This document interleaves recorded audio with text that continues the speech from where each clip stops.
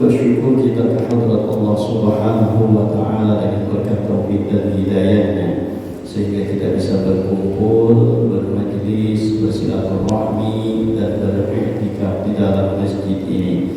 Mari sama-sama kita perbaharui niat iktikaf kita. Nawaitu an a'takifa fi hadzal masjid sunnatan lillahi ta'ala. Sahaja beriktikaf di dalam masjid ini sunnah kerana Allah Ta'ala. Hadirin wa hadirat rahimakumullah. Kita teruskan pembacaan kitab Al-Isti'dad li Yaumil Ma'ad. Qala al-musannif rahimahullahu ta'ala wa nafa'ana bihi wa bi 'ulumihi fid dharain amin.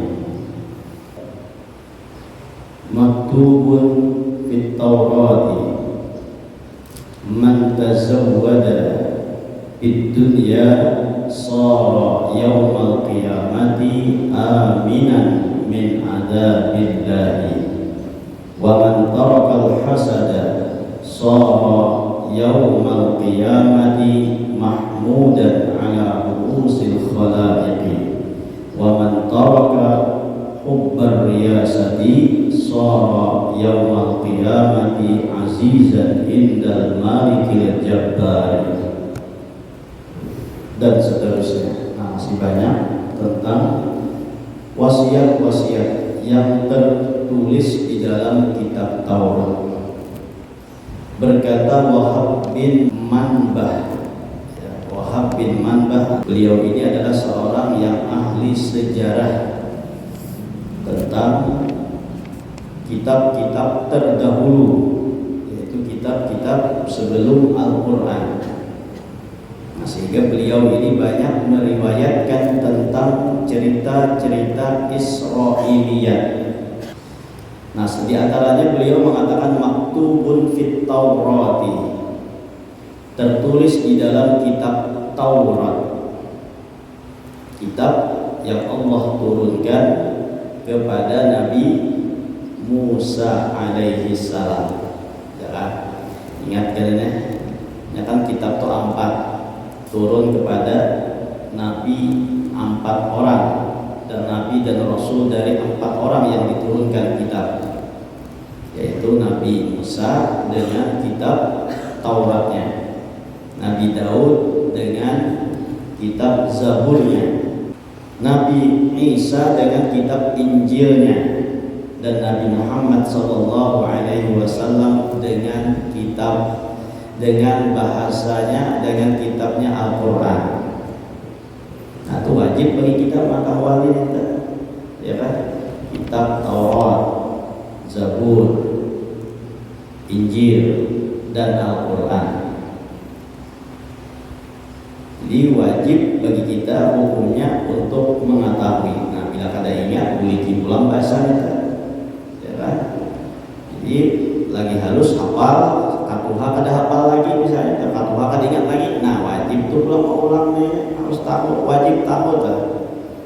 Ya kan? Jadi 4 kitab yang diturunkan kepada Rasul dan Nabi, 4 orang juga, yaitu Nabi Musa dengan kitab Taurat, Nabi Isa dengan Taurat Injil, Nabi Daud dengan Zabur, Nabi Muhammad SAW dengan Al-Quran.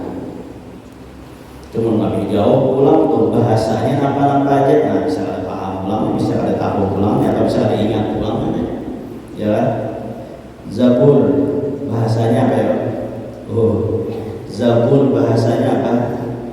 Nah, bisa ada ingat lagi tuh. Nah, kita ulangi bahasa ya tuh. Zabur dengan bahasa Qibti, Taurat dengan bahasa Ibrani, Injil dengan bahasa Suryani, dan Al-Quran dengan bahasa Arab. Nah, itu 4 kitab itu tuh pakai bahasa apa? Itu memang kada wajib, tapi yang wajib tadi itu kepada Nabi siapa diturunkan. Ya, nah 4 kitabnya itu dah lawan Nabi siapa, itu wajib diketahui. Nah, jadi dikatakan oleh Wahab bin Manbah, tertulis di dalam kitab Taurat itu ada kata-kata atau wasiat ataupun nasihat, yaitu man tazawwada yahudda sara yaumal qiyamati aminan min adabillah. Barang siapa yang berbekal pada dunia, maka jadilah pada hari kiamat ia aman daripada azab Allah Subhanahu wa ta'ala. Bila orang itu banyak berbekal dengan amal kebaikan, nah maka di akhirat kayaknya aman daripada azabnya Allah Subhanahu wa ta'ala. Karena dunia ini adalah tempat kita untuk berbekal. Apa bekal yang paling baik? Sudah difirmankan oleh Allah Subhanahu wa ta'ala, fatazawwadu fa inna khairaz zadi taqwa. Berbekallah, sebaik-baik perbekalan itu adalah takwa kepada Allah Subhanahu wa ta'ala. Di dunia ini kita jadikan tempat untuk berbekal, untuk bersambung menuju negeri akhirat. Karena tujuan akhir kita dalam menjalani hidup ini adalah akhirat. Jadi ada dunia setelah, ada akhirat setelah dunia ini.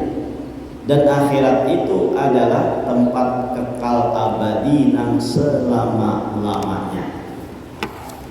Untuk mendapatkan kebahagiaan, keamanan daripada azab tadi, maka harusnya dan hendaknya kita untuk berbekal di negeri akhirat.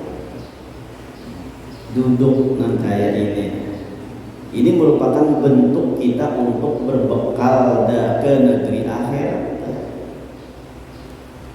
Biar aja balapah dahulu, biar aja mengantuk dulu mata, biar aja panat pinggang dahulu, atau biar aja lapah sila dahulu, ya kada apa-apa asalkan di akhirat aman daripada azab.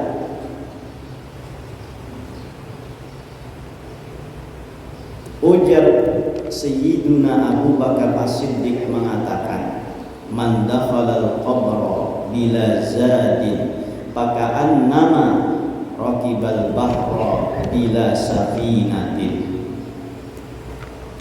Barang siapa yang masuk kubur, ujar Sayyiduna Abu Bakar As-Siddiq, tapi masuk kubur itu kada membawa bekal napa-napa, maka seakan-akan inya mengarungi lautan tanpa menaiki kapal, menyeberangi lautan tapi kada bajukung, kada bakapal. Napa intinya tuh? Pacang kada selamat. Jadi bila orang masuk kubur kada bersama amal ibadah, nah bisa pacang celaka kayak di alam kubur, pacang kada selamat kayak di alam kubur itu. Nah jadi banyak itu bersama waktu kita hidup di dunia ini. Karena nang mengumpati kita ke alam kubur itu kan, nang mengumpati mayit ke kubur itu kan tiga. Dua nang bulik, sabuting nang tetap tinggal. Dua nang bulik, sabuting nang tinggal. Jakanya dua nang tetap, sabuting nang tinggal. Ya kurang lebih sabuting aja tuh nang kadada. Dua masih ada lagi. Ini dua nang kadada, sabuting aja lagi nang ada itu. Kenapa nang tiga itu harta, keluarga, lawan amal ibadah yang kita lakukan, perbuatan-perbuatan yang kita lakukan hidup di dunia. Itu tiga dan itu nama ngawani kita antar ke kubur kita. Dua bulik sabuting nang tetap tinggal. Nah panang bulik keluarga lawan harta, kada batinggal lagi. Iya ujar orang Nabi itu, ya kan? Wadah kami itu ada bini meninggal, nang laki kada hakun dipatak.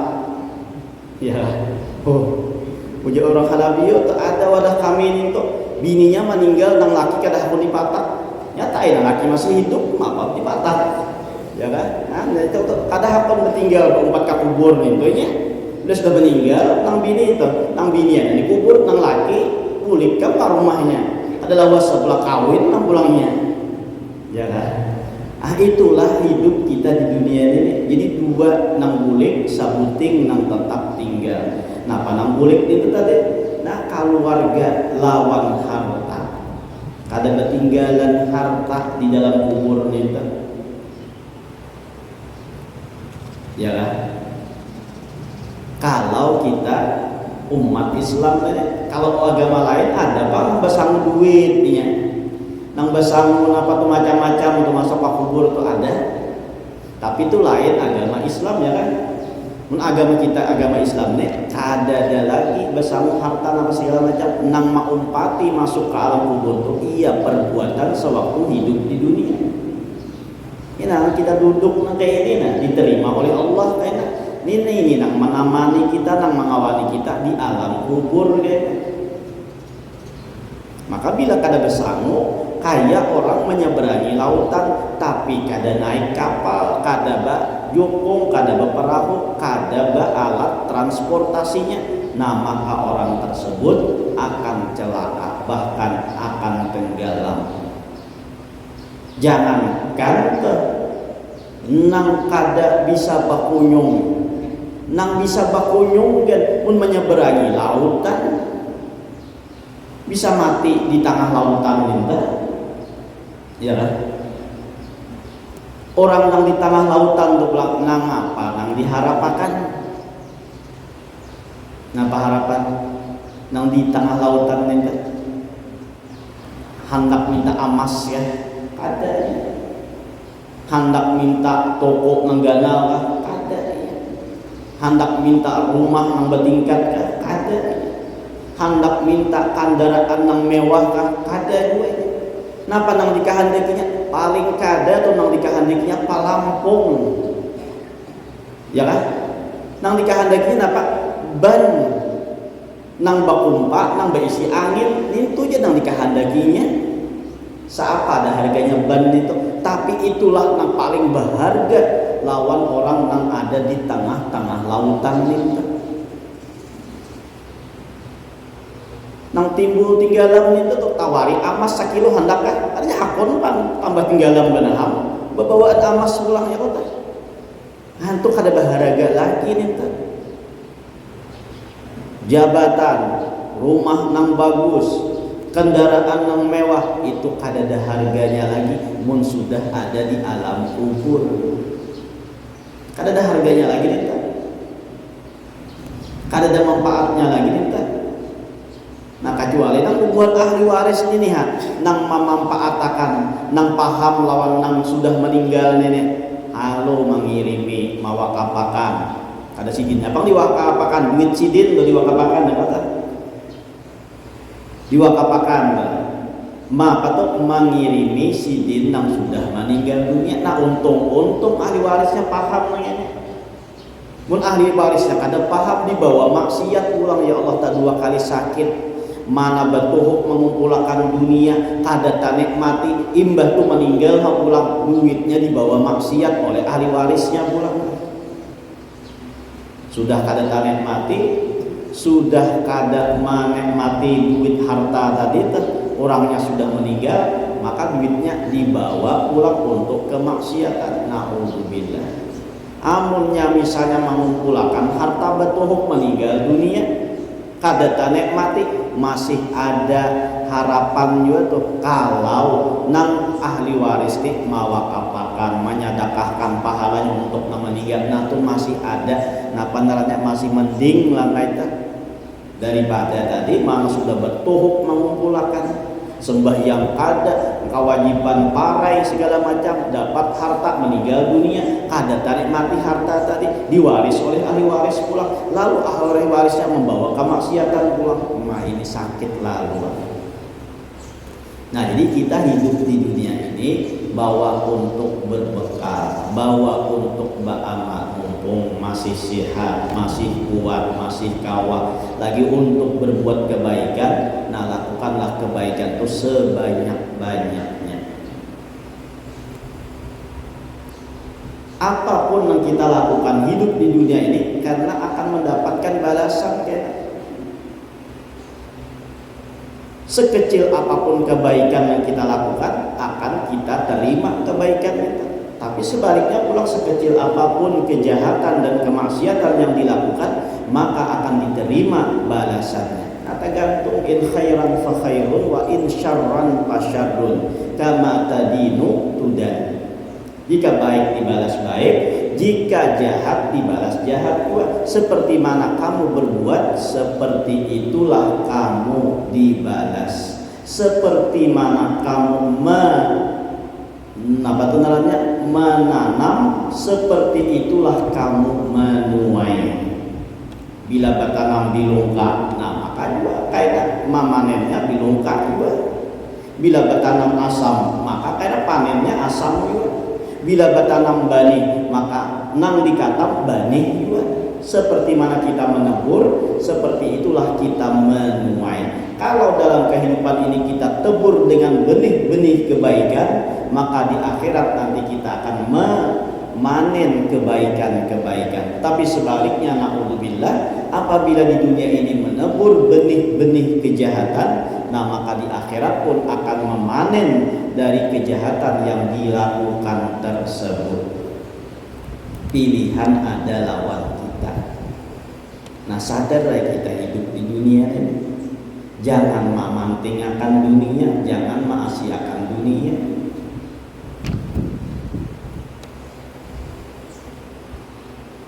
Nang kita asiakan, nang kita pentingkan akhirat. Ya, karena itu nang akan membuat kita bahagia ataupun membuat celaka di waktu hidup di dunia ini. Bilanya maasiakan dunia, akhirat di belakangi, tak tinggal akhirat ini. Tapi bilanya dunia nang di akhirat nang dikejar, maka dunianya pun umpat. Nah, sudah dinyatakan dan itu. Bilanya mengejar dunia, kada pacang dapat. Bila mengejar akhirat, dunianya pun umpat. Apalagi kita sehari-sehari ini semakin meninggalkan dunia. Kita ini kan berparak dari dunia, semakin berjauh daripada dunia sehari-sehari ini. Mau semakin berjauh, jangan semakin kita menyasahi. Jangan kita menyasahi. Kita ini semakin meninggalkan, bebulik kita menyasahi.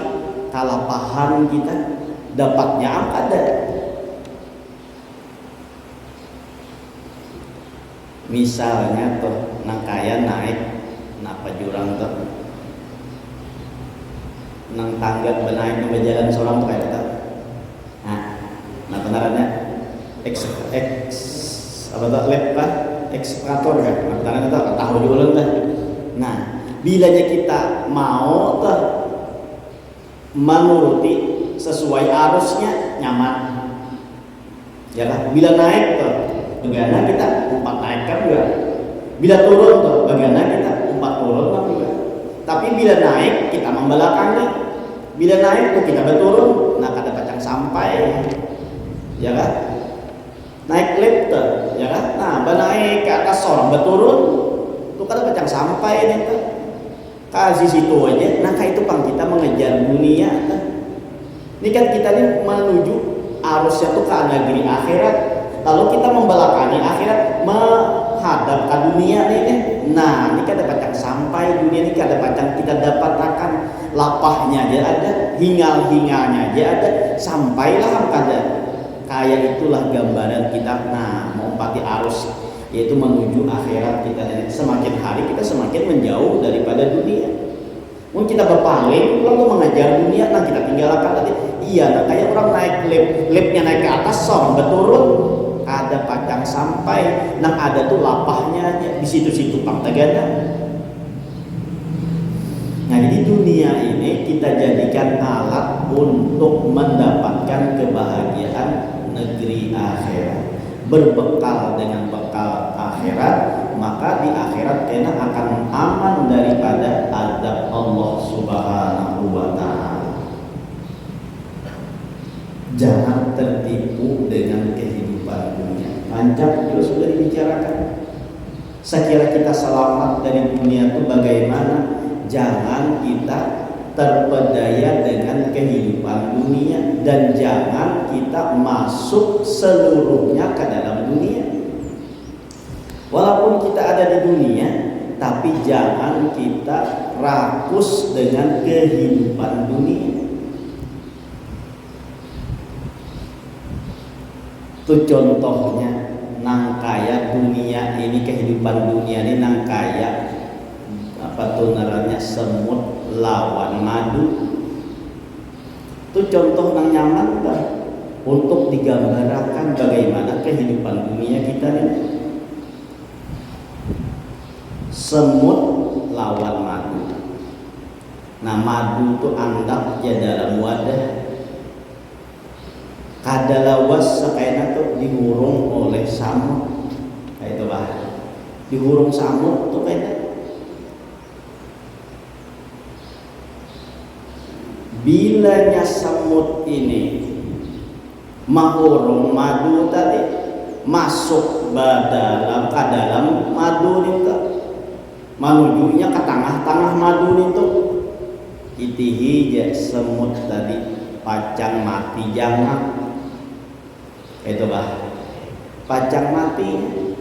Tapi bila samut ini mengambil madu tadi di pinggir-pinggir aja, nah ambilnya, karena bila sudah kanyang baugah, atau ambilnya bawa sedikit kena baugah dari madu itu. Bila lapar yang datang pulang, kasih itu ambil pulang di pinggir aja, ambil aja sedikit itu separuhnya kena keluar pulang dari situ, makanya pacang selamat. Tapi bila sesamut nenek datang ke madu tadi, bakunyung ke tengah situ, hendak mengambil semuanya itu tuh, saking gahatnya atau saking rakusnya tadi tuh, mengambil ke situ. Itihi ya samut tuh pacang mati jangan di tengah-tengah madu itu. Nah kayak itulah gambaran madu tadi itu, nah kayak dunia. Nah kita itu digambarkan nah kayak semut tadi. Amun kita mengambil dunia ini seperlunya, sekedarnya, dan tidak terjun di dalam dunia itu, maka kita akan selamat daripada kebinasaan. Tapi bila kita terjun ke dunia tadi, masuk ke dalam dunia itu, nah kada tahu di kewajiban lagi, kada tahu nah kebaikan lagi, pokoknya nang diurusi dunia, ya dunia. Nah tuh nak kayak bercampur ke dalam madu ninten, maka pacang binasa. Atau gampangnya tuh kayak itu aja. Jadi bilanya kita hendak selamat dunia nih, jangan napa bercabur ke dalam madu nih, jangan bercabur ke dalam dunia nih, jangan mengurusi malu dunia aja. Nah tuh pacang kada selamat. Tapi pun ada urusan dunia aja, kita manusia hidup di dunia, perlu makan, perlu minum, dan perlu segala macam keperluan. Nah seperlunya aja kita itu lawan dunia, maka kita jaga jarak daripada itu, insya Allah pacang selamat. Mun pacang bertajun ke situ, pacang cabur ke dunia itu, nah maka pacang celaka. Nah berapa banyak samut-samut yang mati di situ gara-gara apa tuh? Gara-gara inya mencaburi madu tadi.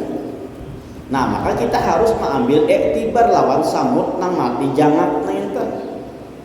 Ya kan? Mengambil iktibar itu tuh, jangan sampai kita bertajun ke situ juga. Ambil seperlunya. Nah makanya ulama mengatakan dunia itu laksana wisi. Dan wisi itu hanya seperlunya aja kita untuk masuk ke dalamnya. Bilanya sudah tuntung di wisi itu, jangan lagi bagana bersantai-santai di wisi itu. Bila parlo, iya aja masuknya situ.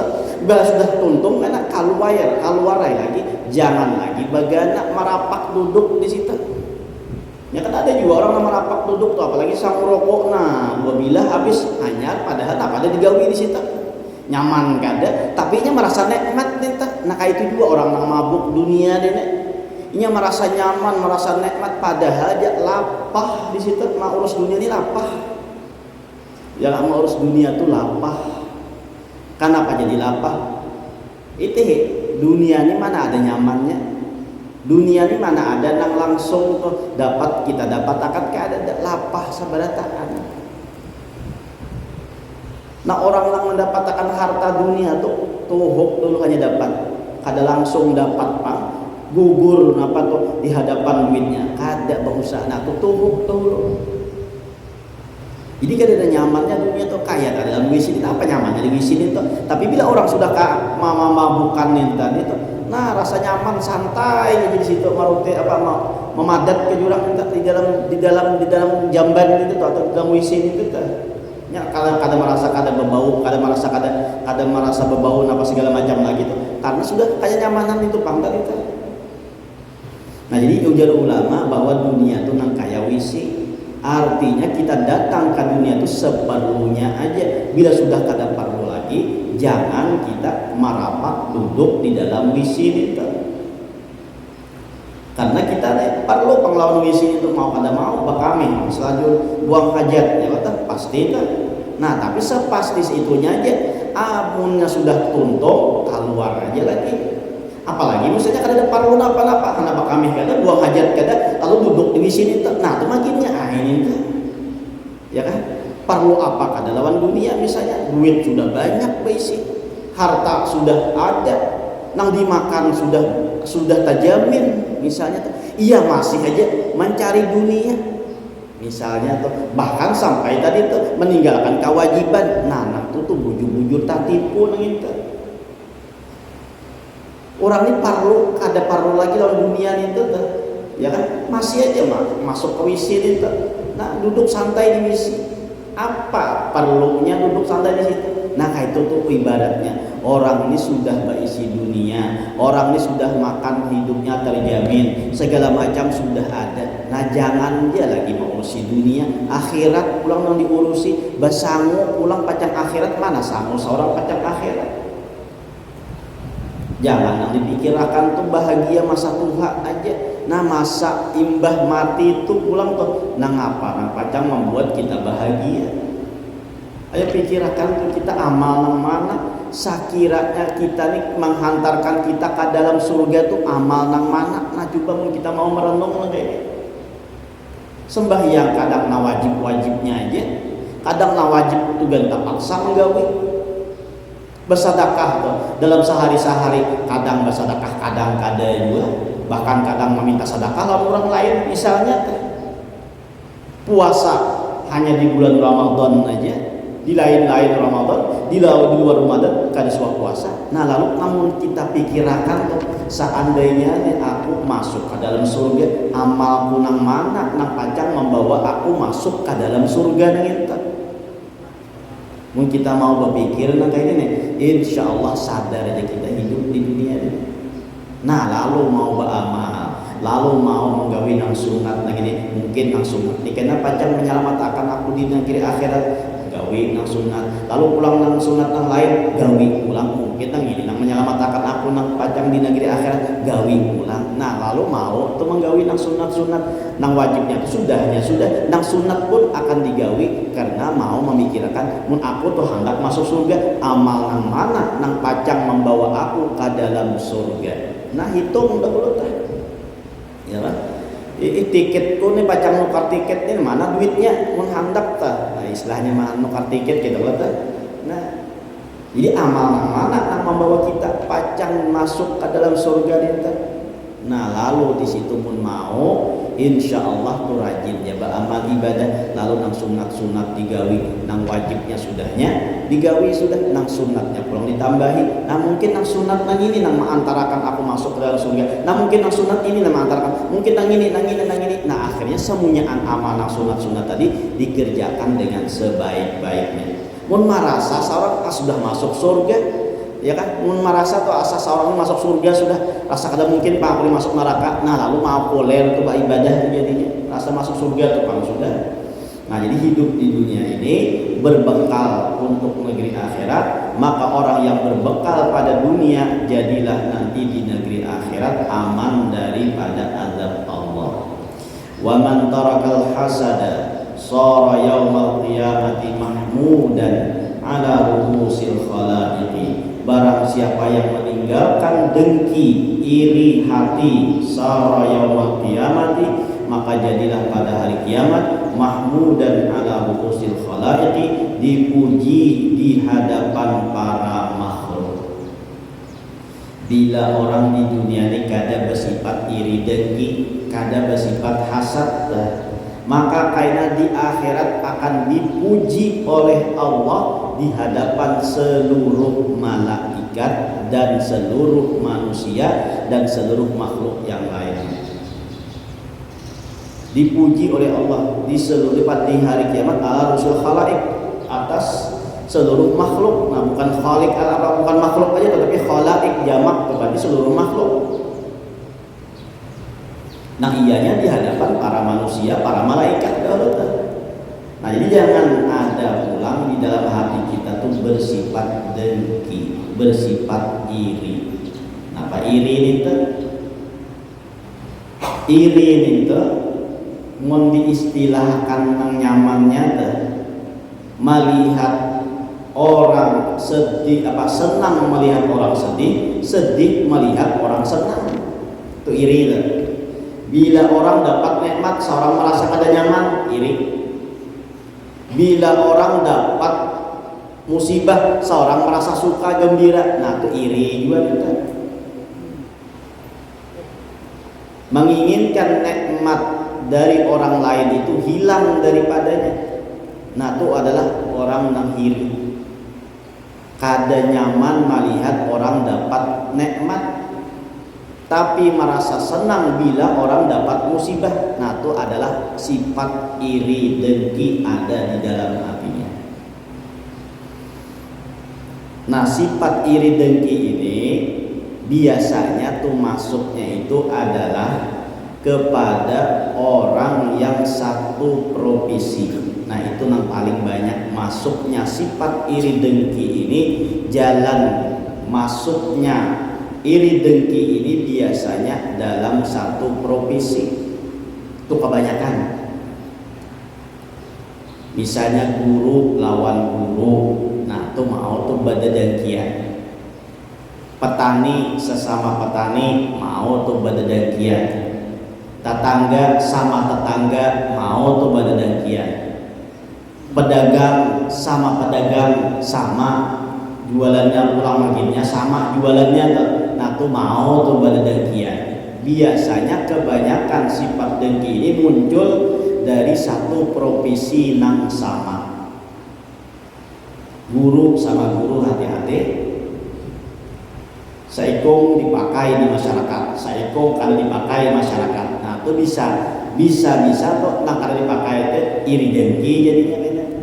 Lalu menyambati aja lagi, lalu merendahkan aja lagi, lalu memfitnah aja lagi. Sakira apa tuh? Sakira ingat kada dipakai orang lagi. Apalagi nang dipakai itu orangnya anum, nang kada dipakai itu orangnya Tuhan. Nah itu bisa lagi tuh tambah lagi dengkinya, ya kan? Mana sudah Tuhan orangnya tuh, tapi kada dipakai. Nang anum tuh buruknya dipakai di masyarakat tuh. Nah itu bisa dengki, itu hati-hati tuh. Kayak itu juga dagang tuh. Ya kabar jualan tuh.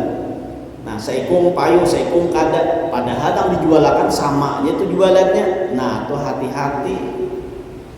Bilanya kada bisa menjaga hati tuh, ya kan?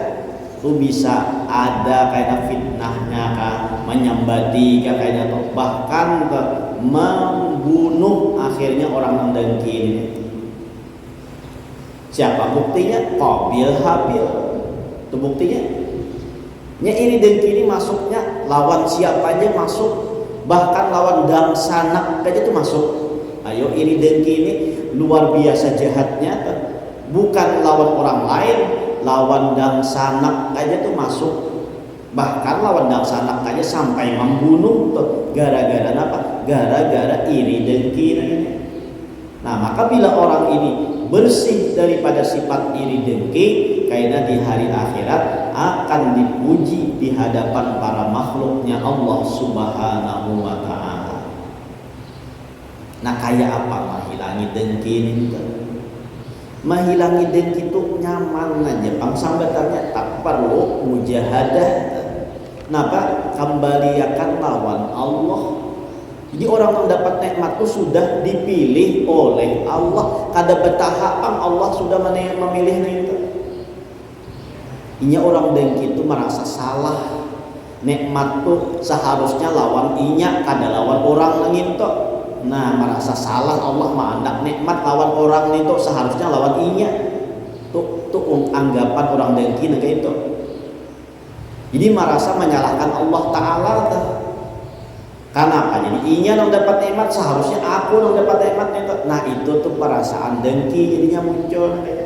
Nah jadi kembalikan kepada Allah bahwa itu sudah ditentukan oleh Allah.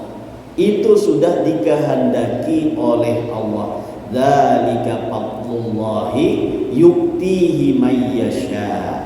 Yang demikian itu karunia Allah yang Allah berikan kepada siapa yang Allah kehendaki. Nah jadi bila Allah menghendaki lawan inya, lawan orang lain, lawan siapapun, nah kita kembalikan, oh itu sudah dari Allah, ketentuan Allah, nah sudah diketahui oleh Allah. Apa kita mendengki? Itu aja intinya, dzalika fadlullahi yu'tihi may yasha. Jadi ingat, dzalika fadlullahi yu'tihi may yasha. Namun ingat ayat ini, insyaallah kita kada akan dengki dengan orang lain. Bila orang lain dapat nikmat, kita pun merasa senang karena kita dengan orang lain itu kan kayak bersaudara. Nah, bila orang lain dapat nikmat, kita pun ikut merasakan kebahagiaan. Bila orang lain mendapatkan kedukaan, kita pun juga berduka juga kayak itu. Seharusnya jangan sampai terbalik, orang lain dapat duka, inya bahagia, orang lain dapat bahagia, inya berduka. Nah, itu orang dengki jadi. Merasa salah tempat tadi tuh Allah tuh tak salah mantap nikmat lawan inya lawan orang itu tuh kada lawan inya. Nah itu pang dengki ini. Jadi jangan kita dengki dengan orang lain. Bila orang lain dapat nikmat, maka kita pun berbahagia. Lalu kita katakan Allahumma ja'alhu khairan. Allahumma ja'alhu khairan waj'alni khairan minhu. Nah itu doanya tuh. Bila orang lain dapat nikmat maka kita mendoakan lawannya Allahumma ja'alhu khairan. Kalau itu lelakian, kalau inya bibinian misalnya Allahumma ja'alha khairan. Nah artinya ya Allah jadikan inya tuh baik. Nah orang dapat nikmat didoakannya ya Allah jadikan inya tuh baik. Tapi kita meminta kepada Allah waj'alni khairan minhu, dan jadikan aku lebih baik daripadanya. Nah kayak itu aja tuh. Bila orang dapat nikmat Allahumma ja'alhu khairan waj'alni khairan minhu atau waj'alni khairan minha tadi. Nah lalu kita kadada merasa iri dengki lawan orang lain. Yang pertama kita ingat dzalika fadlullahi yu'tihi may yasha. Nah setelah itu kita ucapkan doanya Allahumma ij'alhu khairan waj'alni khairan minhu atau Allahumma ij'alha khairan waj'alni khairan minha. Nah itu insyaallah hilang daripada sifat dengki tersebut. Itu yang kedua dan seterusnya. Karena kita sambung ulang bahasa, mudah-mudahan dengan berkat kita berkumpul diampunkan segala dosa kita, dosa kedua orang tua kita, dosa guru kita, dan dosa kaum muslimin wal muslimat. Mudah-mudahan dipanjangkan umur, disehatkan badan, dilapangkan dari segala urusan, dikabulkan dari segala hajat dan permohonan. Semoga kita dimatikan dalam keadaan iman wal Islam, masuk surga bersama Rasulullah sallallahu alaihi wasallam. Amin ya rabbal alamin. Kita halal, minta maaf, minta redha di akhirat ala hadhihi niyyah wa kulli niyatin salihah wa ala ma wa bihi salafus salih wa ila hadratin nabi al-fatihah.